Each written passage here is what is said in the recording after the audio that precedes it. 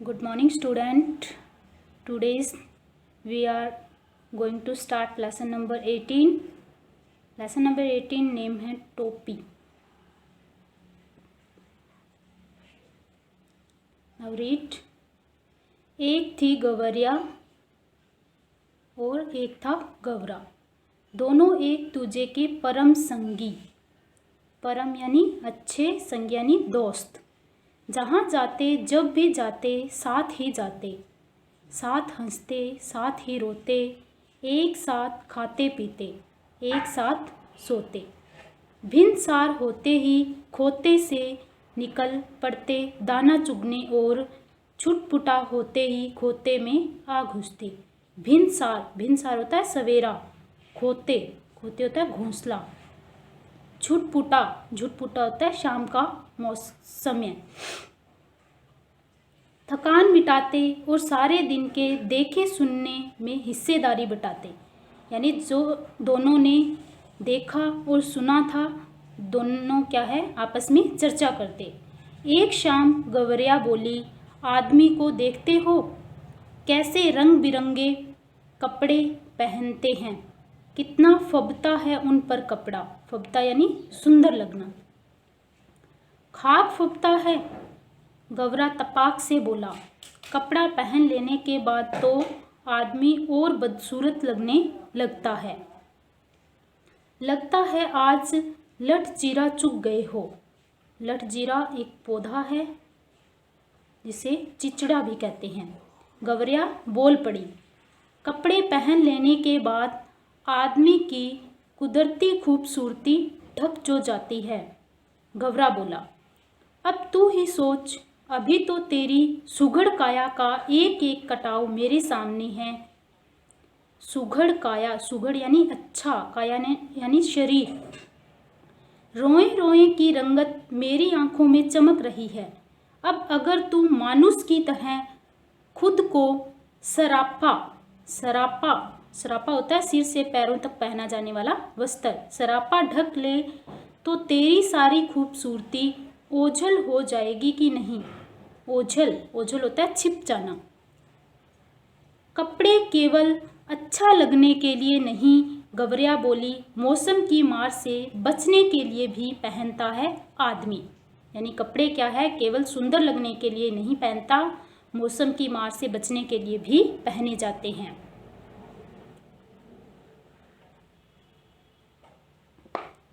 तू समझती नहीं, गवरा हंस कर बोला. कपड़े पहन पहन कर जाड़ा गर्मी बरसात सहने की उनकी सख्त भी जाती रही है. जाड़ा यानी सर्दी, गर्मी, बरसात. सख्त होता है शक्ति या सामर्थ्य. और इस कपड़े में बड़ा लफड़ा भी है. लफड़ा यानी उलझन. कपड़ा पहनते ही पहनने वाले की औकात पता चल जाती है. आदमी की हैसियत में भेद पैदा हो जाता है. यानी जितने कपड़े में फ़र्क होता है, आदमी में फ़र्क होता है. कैसे, कोई महंगा कपड़ा पहनता है तो कोई सस्ता. फिर भी आदमी कपड़ा पहनने से वाज नहीं आता. यानी कपड़ा पहनने से क्या है, मानता नहीं है. गवरिया बोली, नित नए नए लिबास सिलवाता रहता है. नित यानी रोज, लिबास होता है कपड़े. यह निरा पोंगापन है. पोंगापन होता है खोखलापन. गवरा बोला, आदमी तो लिबास से फक्त लाज ही नहीं ढकता, हाथ पैर जो चलने फिरने काम करने के वास्ते हैं उन्हें भी दस्ताने और मोजे से ढक लेता है. फक्त लिबास कपड़ा पहले भी बताया था. फक्त होता है केवल. लाज यानी शर्म, यानी अपनी लाज को ही नहीं बचाता है, हाथ पैरों को चलने फिरने और काम के वास्ते भी क्या है, वो दस्ताने और मोजे से अपने सारे शरीर को ढक लेता है. सिर पर लटे हैं, लटे यानी बाल, उन्हें भी टोपी से ढक लेता है. अपन तो नंगे ही भले. उनके सिर पर टोपी कितनी अच्छी लगती है. गवरिया बोली, मेरा भी मन टोपी पहनने का करता है. टोपी तू पाएगी कहाँ से. गवरा बोला, टोपी तो आदमियों का राजा पहनता है, जानती है. एक टोपी के लिए कितनों का टाट उलट जाता है। टाट उलटना मतलब सत्ता में परिवर्तन होना। जरा सी चूक हुई, चूक यानी भूल, जरा सी चूक हुई कि टोपी उछलते देर नहीं लगती, यानी बेइज्जती हो जाती है। अपनी टोपी सलामत रहे इसी फिक्र में कितनों को टोपी पहनानी पड़ती है। मेरी मान तो तू इस चक्कर में पड़ ही मत। गवरा था तनिक समझदार, इसलिए शक्की, जबकि गवरिया थी जिद्दी और धुन की पक्की, यानी एक बात जो ठान लेती थी वो करके ही दम लेती थी। ठान लिया सो ठान लिया, उसको ही जीवन का लक्ष्य मान लिया, यानी एक बार जो ठान लेती थी वो करके ही दिखाती थी। कहा गया है जहाँ चाह वहीं राह, मामूल के मुताबिक अगले दिन दोनों घूरे पर चुगने निकले। मामूल, मामूल होता है वह बात जो रोज की जाए। मामूल मतलब वह बात जो अपने क्या है रोजाना करते हैं। चुगते चुगते उसे रुई का एक फाहा मिला।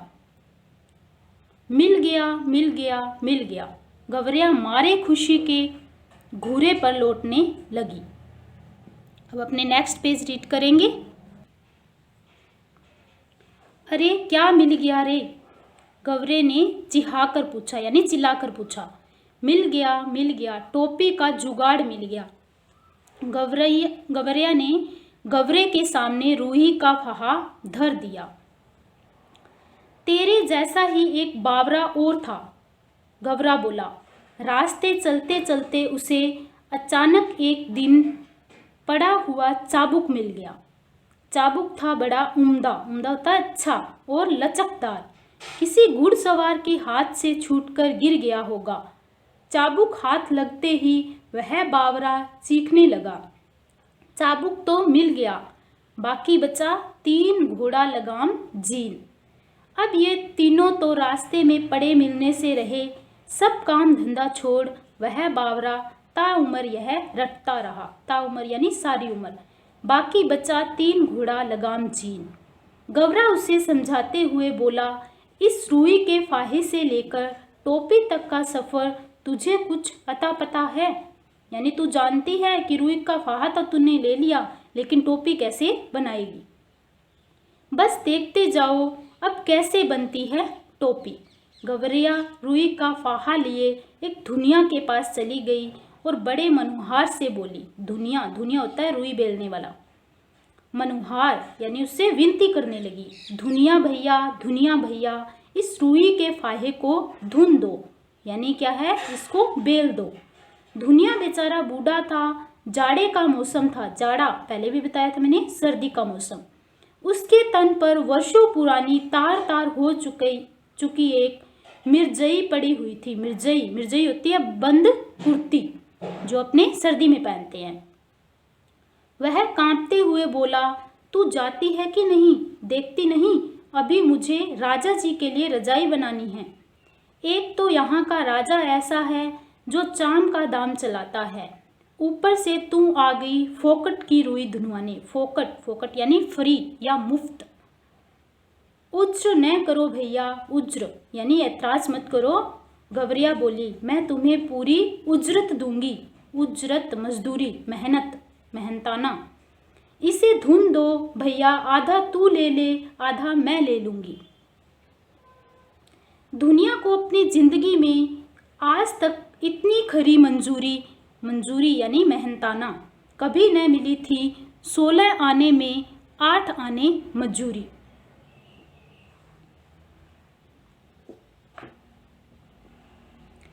तो इसके लिए सपना थी, यानी इतना बड़ा ऑफर तो उसके लिए कभी नहीं आया था। वह झट तैयार हो गया। घर चों उसकी तांती बज उठी, यानी क्या है मशीन चलने लगी। उसने बड़े मन से रुई धुनी। लो इसे। उसमें से आधा धुनिये ने ले लिया और आधा गवरिया ने। इससे उत्साहित गवरिया एक कोरी के यहाँ गए और कहने लगे, कोरी भैया इस धुनी रुई से सूत काट दो। कोरी किसे कहते हैं? सूत काटने वाले को। कोरी की कमर झुकी हुई थी, उसने बदन पर धज्जी धज्जी हो चुका एक धूसा डाल रखा था। धूसा होता है कंबल। वह बड़ी अनिच्छा से बोला, अनिच्छा होता है जिसका बिल्कुल मन नहीं हो। तुम लोग यहाँ से भागते हो कि नहीं? देखते नहीं अभी मुझे राजा जी के अचकन के लिए सूत काटने हैं। अचकन, अचकन होता है वस्त्र। मुझे फुर्सत नहीं, यानी मैं फ्री नहीं हूँ, मुझे टाइम नहीं है मुफ्त में मल्लार गाने की। मल्लार एक गीत होता है। भैया, इस मुल्क में सब काम क्या राजा जी के लिए होता है? मुल्क, मुल्क यानी देश। गवरिया अचरज से बोली। तू किस मुल्क से आई है? कौरी ने उसे भर आंख देखा। जानती नहीं यहाँ का चलन, खट मरे बर्धा बैठा खाए तुरंग, यानी मेहनत करे हम और फल खाए दूसरा। खट मरे वर्धा बैठा खाए तुरंग, इसका मतलब है मेहनत करे हम, फल खाए दूसरा।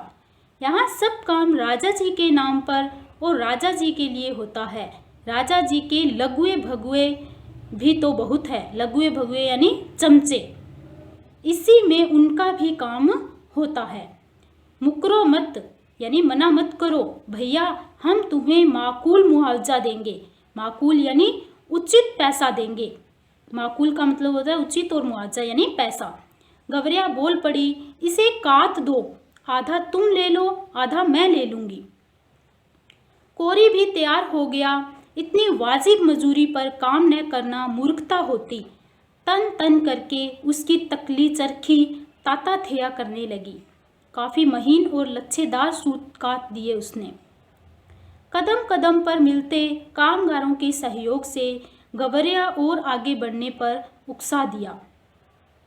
इसके बाद वे दोनों एक बुनकर के पास गए और इसरार करने लगे। इसरार होता है आग्रह या विनती। बुनकर भैया, इस कते सूत से कपड़ा बुन दो। बुनकर इन्हें अगबग होकर देखने लगा। हटते हो कि नहीं यहाँ से? देखते नहीं अभी मुझे राजा जी के लिए बागा बुनना है। बागा यानी चोला। अभी थोड़ी देर बाद ही राजा जी के कारिंदे, कारिंदे होता है नौकर, हाजिर हो जाएंगे। साव करे भाव तो चवाव करे चाकर, यानी काम करे कोई और खा जाए कोई। इतना कहकर बुनकर अपने काम में मशगूल हो गया। मशगूल यानी व्यस्त हो गया। Next page.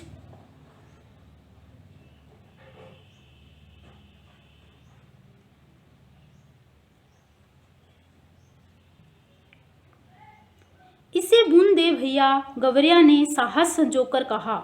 हम सेंत मेंत का काम नहीं करवाते, इसे बुन दे और आधा तू ले ले, आधा हम ले लेंगे। सेंत बेंत होता है बिना लाभ के काम नहीं करवाना। बुनकर ने देखा कि सौदा बुरा नहीं है। वह तैयार हो गया। सूत अपनी ओर खींचकर ताना बाना पसार दिया। उसका करघा चलने लगा। ठरकी ढुलकने लगी। थोड़ी ही देर में उसने काफ़ी गफ्स और दवीज कपड़ा बुन दिया। गफ्स होता है घना और दवीज होता है मोटा। आधा उसने ले लिया और आधा इन्होंने मतलब गवरिया ने। गवरिया ने 3/4 मंजिल मार ली थी। कपड़ा लिए दिए वह एक दर्जी के पास जा पहुंची। दर्जी भैया, इसकी टोपी सिल दो। खिसकती हो कि नहीं यहाँ से? दर्जी रोष से बोला, यानी गुस्सा आ गया दर्जी को। देखते ही राजा जी की 7वीं रानी ने 9 बेटियों के बाद 10वां बेटा पैदा हुआ है। अब उस 10 रतन के लिए मुझे ढेरों झब्बे सिलने हैं। झब्बे होते हैं ढीले ढाले कपड़े, बच्चे के लिए होते हैं। दर्जी ने माथे का पसीना पोंछते हुए ठंडी आह भरी, कुछ देना न देना लेना भर माथे पसीना, यानी आप कुछ दोगे नहीं और मुफ्त की काम करवाने आई हो। हम तो भैया बेगार में कुछ करवाते नहीं, यानी क्या है, हम फ्री में कुछ भी नहीं करवाते। गवरिया बोली, इस बुने कपड़े की टोपी सिल दे, बल्कि 2 टोपियाँ सिल दे। एक तू ले ले, एक हम ले लेंगे। यानी क्या है, तू 2 टोपी सिल ले, एक हम ले लेंगे और एक तुम ले लेना। मुंह मांगी मजूरी पर कौन मुंजी तैयार न होता। कच कच उसकी कैंची चल उठी और चूहे की तरह सरसर उसकी सुई कपड़े के भीतर बाहर होने लगी। बड़े मनोयोग से उसने 2 टोपियां सिल दी। खुश होकर दर्जी ने अपनी ओर से एक टोपी पर 5 फूंदने भी जड़ दिए। फूंदने वाली टोपी पहनकर तो गवरिया जैसे आपे में न रही, यानी बहुत खुश थी। 1.5 टांगों पर ही लगी नाचने, फुदक फुदक कर लगी गवरा को दिखाने, देख मेरी टोपी सबसे निराली 5 फूंदने वाली। वाकई तू तो रानी लग रही है, गवरे को भी आखिरकार कहना पड़ा। रानी नहीं, राजा कहो मेरे राजा। गवरिया ऊंचा उड़ने लगी। अब कौन राजा मेरा मुकाबला करेगा। टोपी पहनते ही उसके मन में एक नए हुल्स ने जोर मारा। हुल्स होता है खुशी, कि क्यों न इस मुल्क के राजा का भी एक बार जायजा लिया जाए, जिसके लिए इतने सारे काम होते हैं। उड़ते उड़ते वह राजा के महल के कंगूरे पर जा बैठी। कंगूरा होता है ऊंचे की जो छत की दीवार होती है, उसको कंगूरा बोलते हैं। उसी वक्त राजा अपने चौबारे पर टहलुओं से खुली धूप में फुलेल की मालिश करवा रहा था। टहलू होते हैं नौकर, फुलेल होता है तेल। राजा उस वक्त अधनंगा वदन और नंगे सिर था। एक टहलुआ सिर पर चंपी कर रहा था, तो दूसरा हाथ पांव की उंगलियां फोड़ रहा था, तो तीसरा पीठ पर मुक्की मार रहा था, तो चौथा पिंडली पर गुद्दी काट रहा था। गवरिया कंगूरे पर से चिल्लाई, मेरे सिर पर टोपी, राजा के सिर पर टोपी नहीं, राजा के सिर पर टोपी नहीं। मालिश करवाते राजा की नज़र गवरिया से टकरा गई। गवरिया के सिर पर फूंदनेदार टोपी देखकर उसकी अकल चकरा गई। वह तो लगातार रटे जा रही थी, मेरे सिर पर टोपी, राजा के सिर पर टोपी नहीं। अरे कोई मेरी टोपी लाओ जरा जल्दी। राजा दोनों हाथों से अपना सिर ढकते हुए चिल्लाया। टोपी आ गई। राजा ने झट पहन भी ली। देख रही फदगुदी, मेरी टोपी में 5 फूंदने। गवरिया ने अब दूसरा ही राग अलापना शुरू कर दिया। राजा की टोपी में एक भी नहीं, मेरी टोपी में 5 फूंदने, राजा की टोपी में एक भी नहीं। Next page.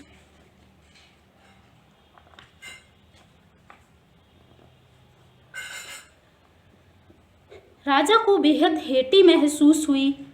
इस मुल्क के महाबली राजा के सामने एक चिड़िया की यह मजाल। वह बुरी तरह बिगड़ गया। इस फदगुदी की गर्दन मसल दो, पखने नोच लो, सिपाहियों देर न करो।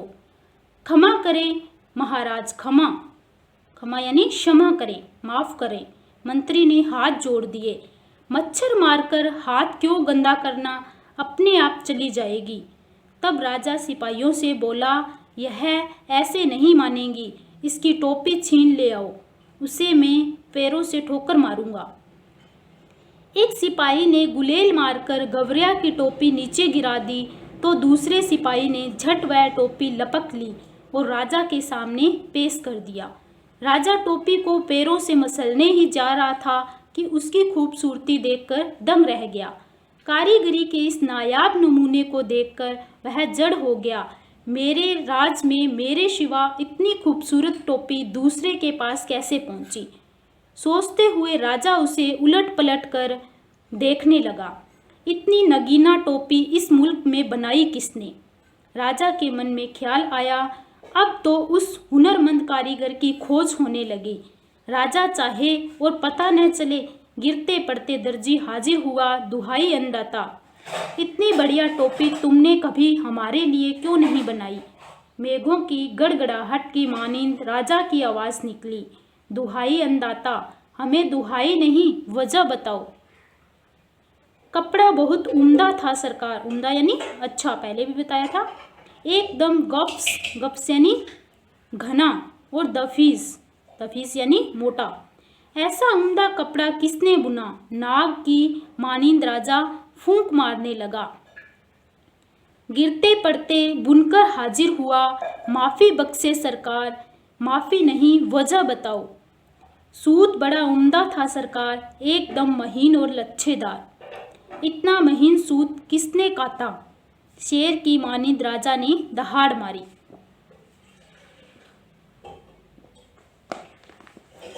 गिरते पड़ते कोरी हाजिर हुआ, जान बख्शे महाराज, जान नहीं वजह बताओ। रुई बड़ी बेहतरीन थी सरकार, एकदम बादलों की तरह धुनी हुई। इतनी बेहतरीन रुई किसने धुनी, बिजली की तरह राजा की आवाज़ कड़की।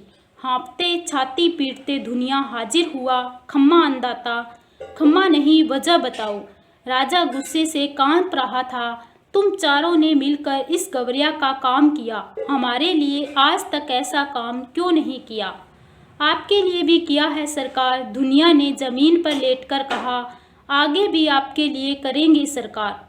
हमारे लिए अब तक जो काम हुआ उसमें इतनी नफासत क्यों नहीं थी, यानी सफाई क्यों नहीं थी।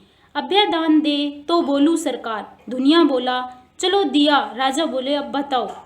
महाराज, इस गवरिया ने जो भी काम करवाया उसमें आधा हिस्सा देती थी, जिसके पास बहुत कुछ है वह कुछ भी नहीं देता। इसके पास कुछ भी नहीं था फिर भी यह आधा दे देती थी, इसलिए इसके काम में अपने आप नफासत आती गई सरकार। दुनिया दंडवत पर दंडवत किए जा रहा था। देख ले राजा, आंख में उंगली डालकर देख ले, इसके लिए पूरे मोल चुकाए हैं, बेगार की नहीं है यह। गवरिया फिर चिल्लाने लगी, यह राजा तो कंगाल है, निरा कंगाल। इसका धन घट गया लगता है, इसे टोपी तक नहीं जुड़ती, तभी तो इसने मेरी टोपी छीन ली। राजा तो वाकई अकबका गया था। एक तो तमाम कारीगरों ने उसकी मदद की थी, दूसरे इस टोपी के सामने अपनी टोपी की कमसूरती, तीसरे खजाने की खुलती पोल। इस पाखी को कैसे पता चला कि धन घट गया है, पाखी यानी पारखी। तमाम बेगार करवाने, बहुत सख्ती से लगान वसूलने के बावजूद राजा का खजाना खाली ही रहता था। इतना ऐशो आराम, इतनी लश्करी, इतने लवाजिमे का बोझ, खजाना, नेक्स्ट पेज, खजाना संभाले भी तो कैसे। तमाम लोग निकल आए थे यह अनोखा तमाशा देखने। मंत्री ने होले से कहा, यह मुंहफट तो महाराज को बेपर्दा ही करके दम लेगी। राजा तो खुद घबरा रहा था, झट से बोल पड़ा, इसकी टोपी वापस कर दो। सिपाहियों ने कहना माना, टोपी वापस कंगूरे की ओर हवा में उछाल दी गई। गवरिया ने फिर से टोपी पहन ली और उड़ उड़ कर कहने लगी, यह राजा तो डरपोक है, निरा डरपोक, मुझसे डर गया तभी तो इसने मेरी टोपी लौटा दी। कौन इस मुंहफट के मुंह लगे, क्यों मंत्री जी, कहकर राजा ने अपनी टोपी कसकर पकड़ ली।